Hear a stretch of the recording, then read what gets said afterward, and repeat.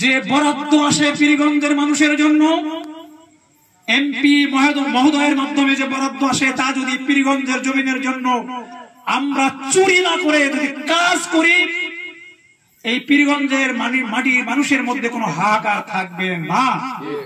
দুঃখ লাগে, আমি চত্রায় গিয়েছিলাম, এক সাঁওতাল পল্লীর এক সাঁওতাল মা আমার কাছে দৌড়ে এসেছে, আপনি নাকি আমি জামাত ইসলামের উপজেলা আমির? বলে হ্যাঁ।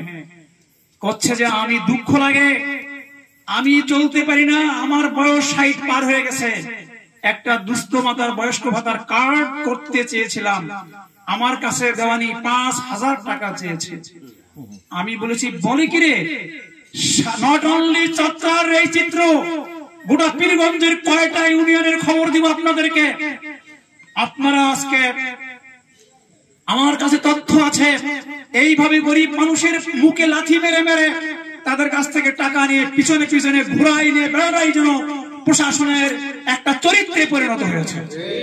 আমি বলেছি ইউনিয়ন সভাপতিকে, এই মায়ের আইডি কার্ড নাও, যাও প্রশাসন কোথায় আছেন সমাজ সেবা অফিসে যাও, তার কার্ড দিয়ে বলবে জামাত ইসলামীর উপজেলা আমির এই কার্ড পাঠিয়েছে, একটি পয়সা এর জন্য ব্যয় করবে না, কিভাবে এই কার্ডের ব্যবস্থা করে দিতে হবে তোমাকে করে দেওয়া লাগবে।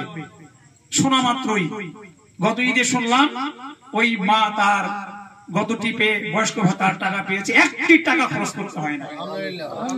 উনি পাগলা হয়ে গেছে যে কোথায় উপজেলা আমির, তাকে দেখা করবো, কোনো বাবা দরকার নেই, আর উপজেলা আমির তোমার বাড়িতে যাবে, গিয়ে তোমার মায়ের খোঁজ নিয়ে আসবে তুমি কেমন আছো। এই পীরগঞ্জের অন্যায় দূরীভূত করে দিয়ে আমি বড় গলায় বলতে পারি, আবার আসবো যদি বেঁচে থাকি, আপনাদের কাছে এসে আবার মিটিং করবো এখানে, আপনাদের কার কি সমস্যা আছে বলেন, এই এমপি মহোদয়ের মাধ্যমে সমস্যাগুলো সমাধান করার জন্য আপনাদের ঘরে ঘরে আপনাদের বাড়িতে আমরা আবার আসবো, জামাত ইসলামীর কর্মীরা আসবে, এমপি মহোদয় আসবে, পিঠে আটার বস্তা মাথায় নিয়ে আসবে, কোন গরিব মানুষ না খেয়ে আছে, কার কি সমস্যা দেখার জন্য, সমাধান করার জন্য। আপনাকে ছুটতে হবে না এমপি মহোদয়ের পিছনে, পার্টির লোকের পিছনে, আমরাই আপনাদের পিছনে ছুটে ঘুরে অন্যায়কে কবর দিয়ে জনগণের ন্যায্য অধিকার, জনগণের ন্যায্য হিস্সা, দুস্থ মানুষের ন্যায্য হিস্সা আমরা বহন করে নিয়ে এসে আপনাদের ঘরে ঘরে দাঁড়ে দাঁড়ে পৌঁছে দেব ইনশাআল্লাহ। ইনশাআল্লাহ আল্লাহ রাব্বুল আলামিনকে সাক্ষী রেখে বলতেছি, এই দুটি মেসেজ নিয়ে আমি আপনাদের কাছে এসেছি। দেশটা সংশোধন করতে চাই, এই উপজেলাটা সংশোধন করতে চাই। আপনারা ইনশাআল্লাহ রাজি আছেন তো? ইনশাআল্লাহ খুব সহজেই হবে, এটা বাংলার জমিনে খুব সহজেই হবে।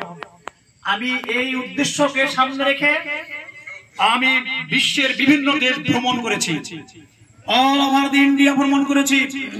আমি থাইল্যান্ড, মায়ানমার, সিঙ্গাপুর, কাতার, কুয়েত, সৌদি আরব, এই দেশগুলোতে আমি গিয়ে গ্রামে গঞ্জে ঘুরে দেখেছি।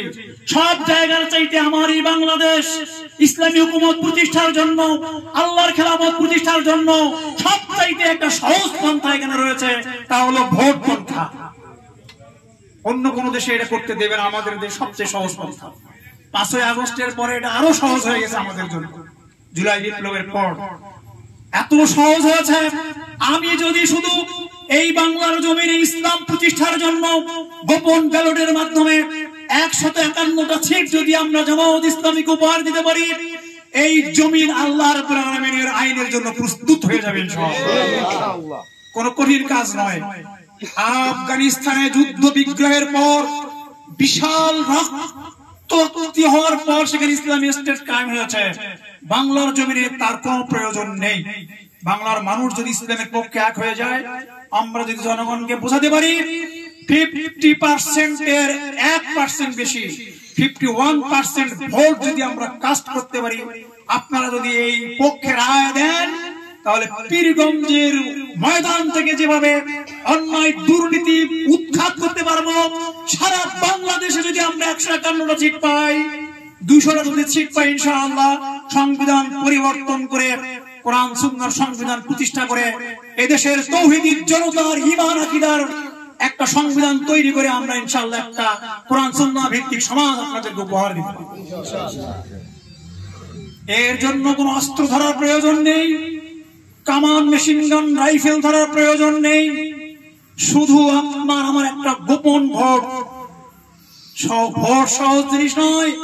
ইসলামের ক্যান্ডিডেট যেখানে রয়েছে তার বিপক্ষে যখন আপনি ভোট দেবেন, আপনার দাড়ি থাকতে পারে, আপনার ঈমান থাকবে না, আপনার মাথায় টুপি থাকতে পারে, আপনার ঈমান থাকবে না, আপনি 5 ওয়াক্ত নামাজি হতে পারেন, আপনি আপনার কাছে ঈমান থাকবে না, ইসলামের যতগুলো রূপ আপনি ধারণ করেন না কেন, শুধু একটি মাত্র কারণ ইসলামী পক্ষের ক্যান্ডিডেট আছে, সেই ক্যান্ডিডেট বাদ দিয়ে যদি আপনার অন্য জায়গায় ভোট দেন, আপনার সব থাকবে, আপনার ঈমান থাকবে না।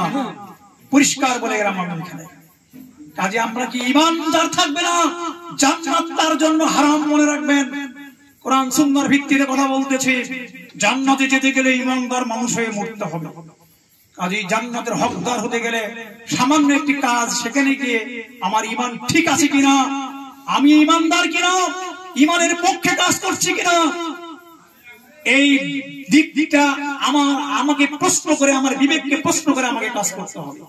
এত সহজে ইসলাম প্রতিষ্ঠা বিশ্বে অন্য জায়গায় কিন্তু নেই, মনে রাখবেন। কাজে আসুন, আমি অনুরোধ রাখবো, আপনারা মেহরবানি করে আমরা ক্যান্ডিডেট নির্বাচন করে দিয়েছি, আল্লাহ পক্ষ থেকে একটা রহমত নির্বাচন করে দিয়েছি। আমরা সারা বাংলায় কোরআন সুন্নাহ ভিত্তিক সমাজ গঠন করতে চাই।